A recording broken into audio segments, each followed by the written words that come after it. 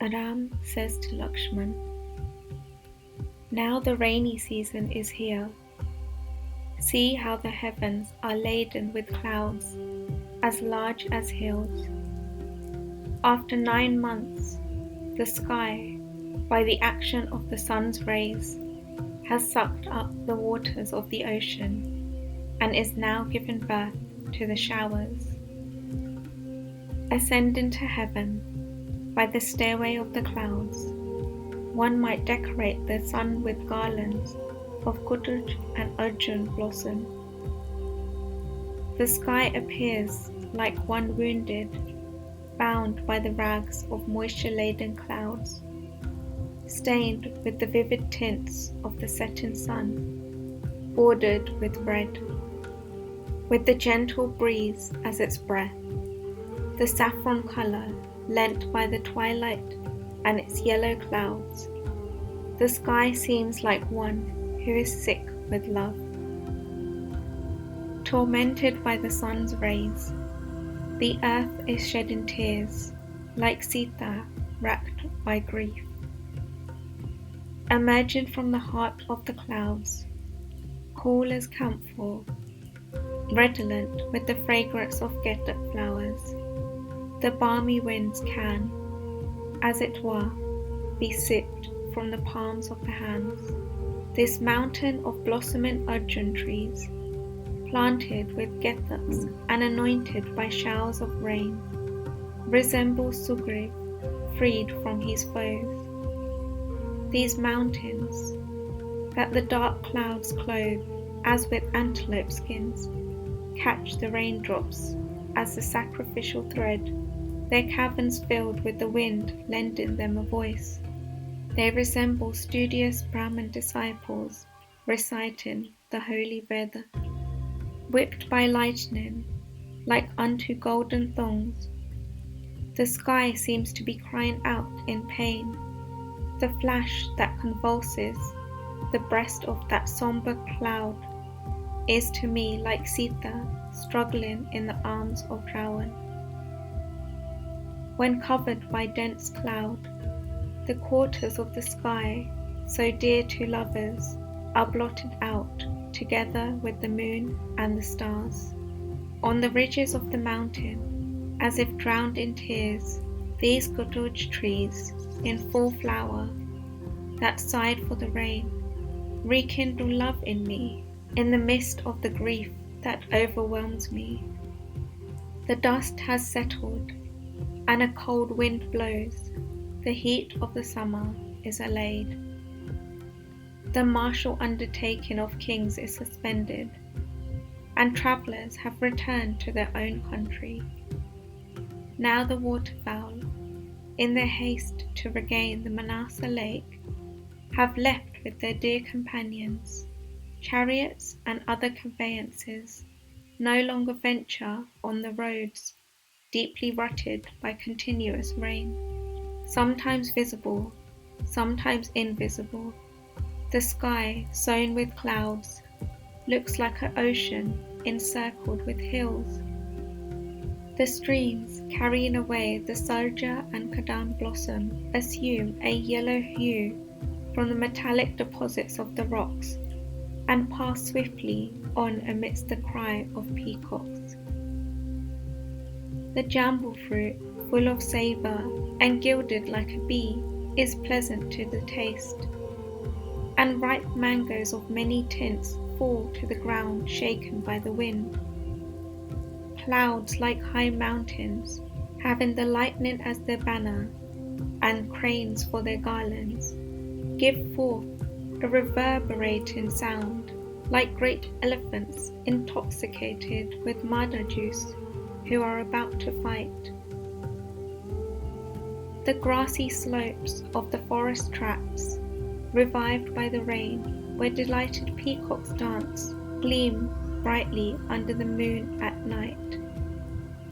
Charged with an immense weight of water, clouds surrounded by cranes emit a muttering sound, and in constant movement journey on and on, sometimes resting on the mountain tops. In their joyous circling flight, cranes, in love with the clouds, resemble an enchanted garland of lotus flowers suspended in space at the mercy of the breeze. The earth, with its fresh grass, strewn like tiny ladybirds, looks like a woman whose limbs are swathed in a bright green cloth flecked with red. Sleep falls gently on Keshav. The river runs swiftly to rejoin the sea. The crane is happy to be united with the cloud. Fair ones approach their lovers with joy. See how the groves are rendered gay by the dance of peacock, and how the kadam trees are covered with flowers. Bulls filled with desire follow the cows, and the earth is rendered charming by forests and fields of grain. Rivers rush onwards, clouds discharge their rain, frenzied elephants are trumpeting, the woods grow more fair, lovers yearn for their loved ones, peacocks dance, and the monkeys have regained their zest for life, drunk with the aroma of the blossoming gedak trees. Amongst the thundering waterfalls, the great elephants mix their amorous trumpeting with the peacock's cries. Flowers bruised by the downpour are expelling their nectar that the bees gaily plundered from the branches of the kadam trees, and now is falling drop by drop. With their abundant fruit resembling ashes, full of savour, the boughs of the jambu tree are swarming with bees. Following the woodland track amidst the hills, the chief of the elephants, hearing the roar of thunder behind him, halts in his tracks, thirsting to fight, and, deeming it to be a challenge, turns back in fury. Filled now with the humming bees, now with blue-necked peacocks that dance, or great elephants in rut, the woods take on 1,000 varying aspects. Abounding in kadam, sarja, arjuna, and kandala trees, the forest, with the ground saturated with water, resembling wine, and the intoxicated peacocks that cry and dance, takes on the appearance of a banqueting hall. The raindrops, like pearls, falling in the folds of the leaves, rest there happily, and the many-coloured birds drink of them, delighted by this gift from the King of the Gods. The soft humming of the bees, the joyous croaking of the frogs blended with the rumbling of thunder of the clouds, resembling the roll of drums, create a veritable orchestra in the forest. The peacocks with their richly decorated tails are the choir, some dancing, some calling, here and there clinging to the tops of the trees. Roused by the sound of thunder, frogs of different shapes and colour waken from hibernation, and whipped by the rain, croak loudly.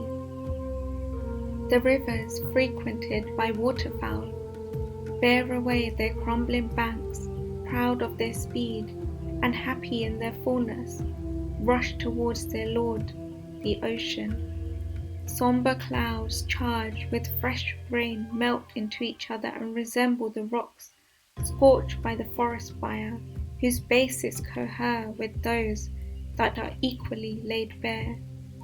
Elephants wander in the midst of the charming groves that are filled with the cries of intoxicated peacocks in the grass sprinkled with ladybirds and planted with nipa and arjun trees, ardently embracing the lotuses, whose stamens are flattened by the recent showers. The bumblebees eagerly drink the nectar from these and from the kadam blossom that has been laid waste. Bull elephants in rut and leaders of kind disport themselves in the forest. The king of beasts, bound through thickets of the kings of men, are enraptured and forget their cares and anxieties while the chief of the gods is disporting himself in the clouds. Torrents of rain loosed from the sky, causing the seas and rivers to overflow, flood the streams, lakes, and ponds together with the entire earth, with sheets of rain falling and the wind blowing with extreme violence. The banks of the rivers are swept away, and the waters surge onward, so that the familiar paths can no longer be trodden. Like kings bathed by their servants, great mountains stand under the downpour of the clouds, which resemble ewers emptied by the King of the Celestials, assisted by the wind god, and seen thus, stand forth in all their native splendor. The sky, overcast with cloud, renders the stars invisible. The earth is saturated with the recent rains, and the four quarters are shrouded in darkness. The summits of the mountains, washed by the rain, sparkle, their great cataracts twisting and falling like strings of pearl. Obstructed in their course by the jutting rocks, these mighty waterfalls precipitate themselves from the heights into the valleys like necklace of pearls that break and scatter. These rushing torrents, bathing the lower reaches of the sky crests, fall into immense chasms, where they find themselves imprisoned, and spray, resembling strings of pearls which celestial nymphs have broken in the violence of their emotions, are scattered in unparalleled showers on every side. Only when the birds withdraw to the trees and the lotuses close, while the evening jasmine opens, can one divine that the sun has set behind the Astagala mountain. Kings postpone their warlike expeditions, and even the army, already on the march, halts. Hostilities cease, for the roads are waterlogged. It is the month of Brashtapa. It is the month of Brashtapa, when the Brahmins who chant the Veda, the singers of the Sama Veda, begin their studies. Assuredly Bharat, the king of Kaushal, having collected the revenue and completed the storing of provisions, is now engaged in celebrating the festival of the month of Ashad. The Sarayu river must be overflowing its banks, and the current increasing in velocity, like the shouts of acclamation with which Ayodhya will greet my return. Sugriv will be listening with joy to the sheets of rain falling, since he has overcome his adversary, rediscovered his consort, and regained his vast kingdom. But I, O Lakshman, separated from Sita, exiled from my immense dominion, resemble the bank of a river that has been carried away by the current and precipitated into an abyss. My grief is without bourne. The rains close every avenue, and Ravan appears to me a formidable and invincible foe. Unable to travel on these impassable roads, I wish to make no demands on Sugriv, despite his devotion, who after prolonged suffering is reunited with his spouse. I do not desire to press for an interview on account of the urgency of his private concerns. As for that, when he has rested and the time is ripe, Sugriv will himself remember the help he has promised me. There is no doubt of it. Because of this, I wait hopefully till the rivers and Sugriv are favourable to me.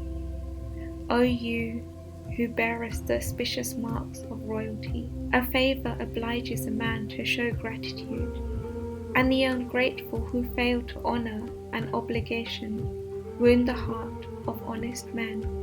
Lakshman, standing with joined palms, fully concurred with these words, to which he listened with extreme respect. Then addressing the magnanimous Ram with joyful air, he said, "O Prince, the King of Monkeys will not delay in carrying out the desire you have expressed. Wait for the autumn, and let the rainy season pass, reaffirming your resolution to overcome thine adversary."